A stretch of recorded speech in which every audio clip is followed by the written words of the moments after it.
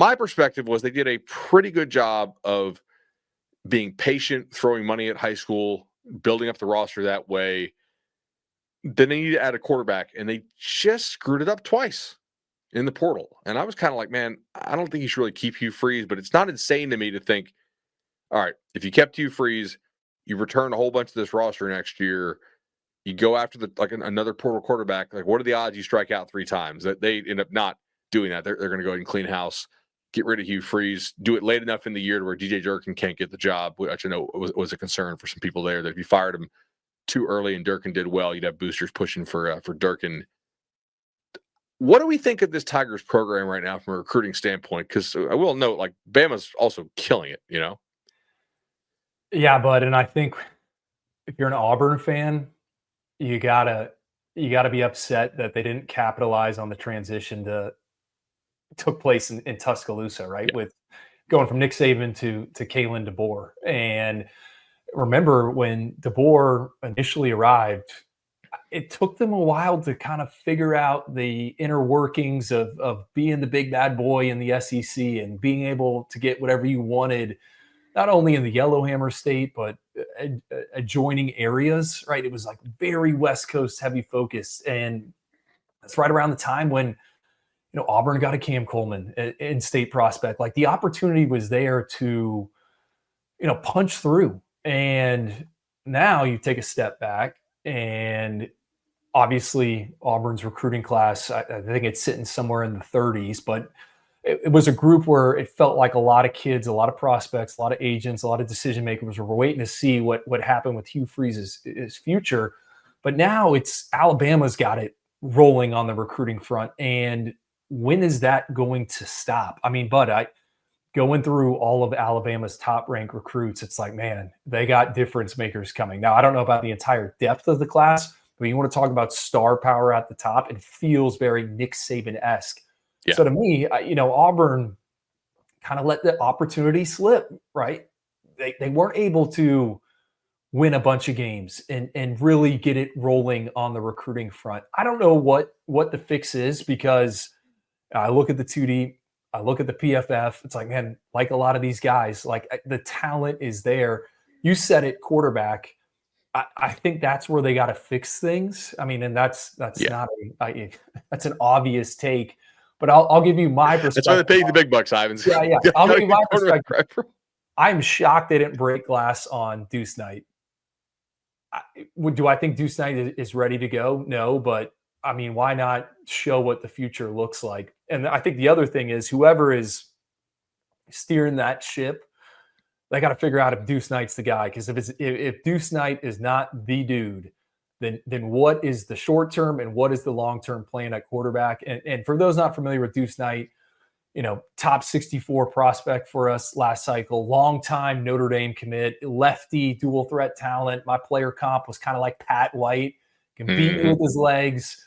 Throws an excellent out-breaking ball to his left, right, when he rolls left. But he's a dynamic playmaker, and he is tested off the charts. I just thought we would see some of him at some point, because I look at Mississippi State, and they're playing their true freshman quarterback in Camario Taylor, who that was kind of the rivalry, Deuce Knight and Camario Taylor there in Mississippi. And obviously, Camario is not starting games, but he scored a pair of key touchdowns last week against Arkansas. I just thought we'd see Deuce Knight at some point. So, how do they get it right? They got to figure out quarterback. And I think the silver lining for whoever steps in there is the Yellowhammer State, Alabama, has 3 blue chip quarterbacks that are either juniors or sophomores in high school. Gunnar Rivers is there, son of Phillip Rivers. His recruitment appears to still be pretty wide open. I think he's like quarterback number 5 for us in the 2027 cycle. He's been on the Plains. I would think he's a potential long-term problem solver. The other one's Trent Seaborn, committed to Alabama already. So you kind of missed out there. And then there's this young kid who's only a sophomore, Kingston Pryor. So basically what I'm getting at is there's talent there. Who's going to figure it out and who's going to navigate all that? I am curious to see, like, if they keep some of these guys on the roster. Like, do they keep Ashton Daniels? Do they keep Deuce Knight? Does the next coach want that? Like, I'm assuming they hire John Summerall, but like I think there's some. I don't know. I would put that at like a greater than 50% chance, unless he gets like an LSU. I like John Summerall, bud, but like, how many quarterbacks did Tulane kind of rotate through here over the past 2 years? I mean, Well, they did lose one. Yeah, every kid that was in the portal, I felt like, Tulane's interested. Tulane's interested. I'm just. No, I agree. It would be kind of funny. Let me ask you this: Cam Coleman. I think a lot of people forget. Former Texas A&M commit.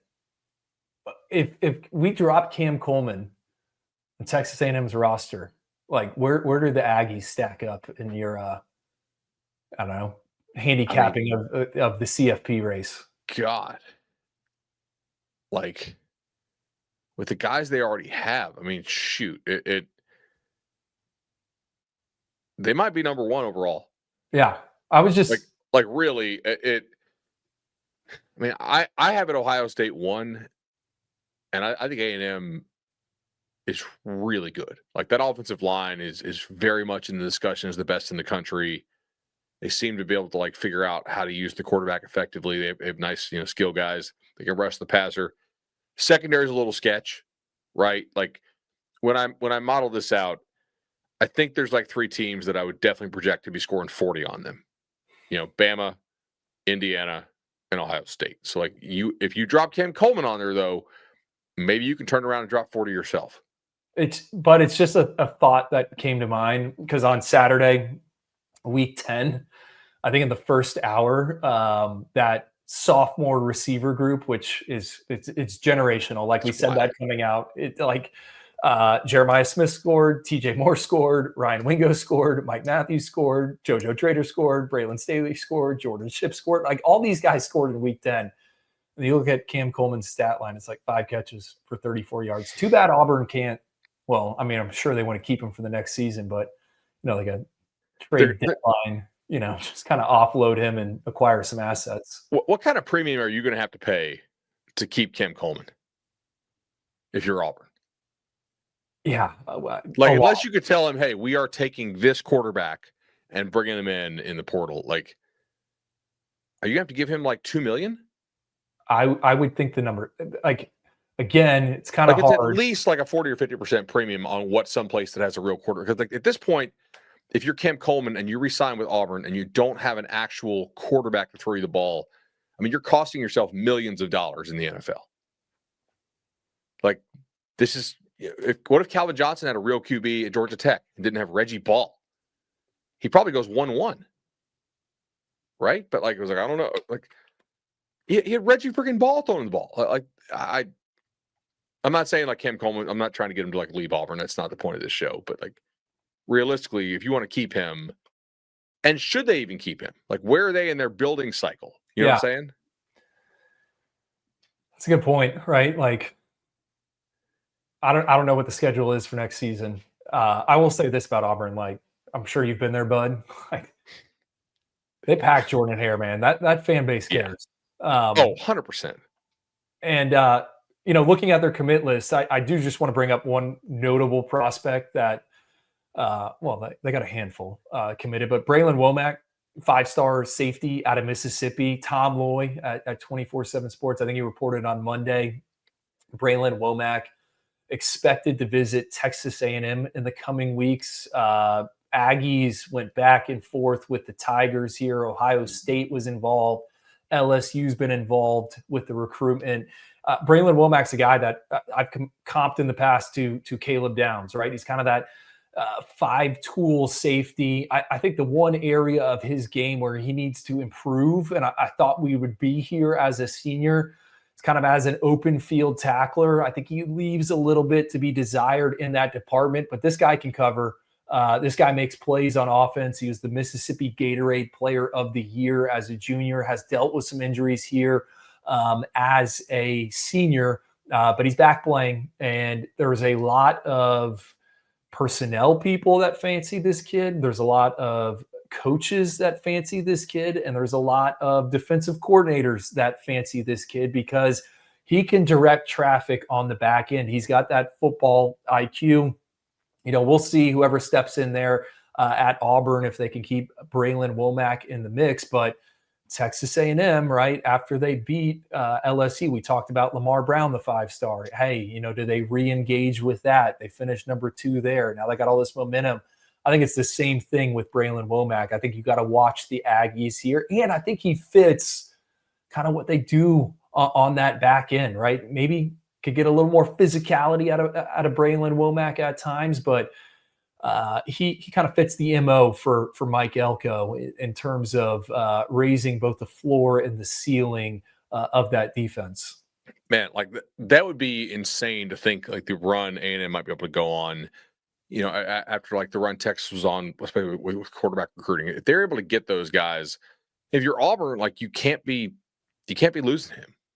Like there are certain guys you got to work ahead on, especially in that younger cycle. But I'll never forget this. It was last signing day. I was texting someone at Texas A&M like, "Hey man, I can't even remember who they added at the buzzer, but I'm like, really, you guys like had a great finish." And they said, "No. 2026 is the class." And I'm like, "Okay." Like they were confident at that stage that they could potentially challenge for the number 1 position. I mean, I don't know if that's realistic. I would assume if you added 2 5-stars, you would be in that. But it's funny how that's kind of rung true because the on-field success has allowed them to only get more aggressive on the high school talent acquisition side.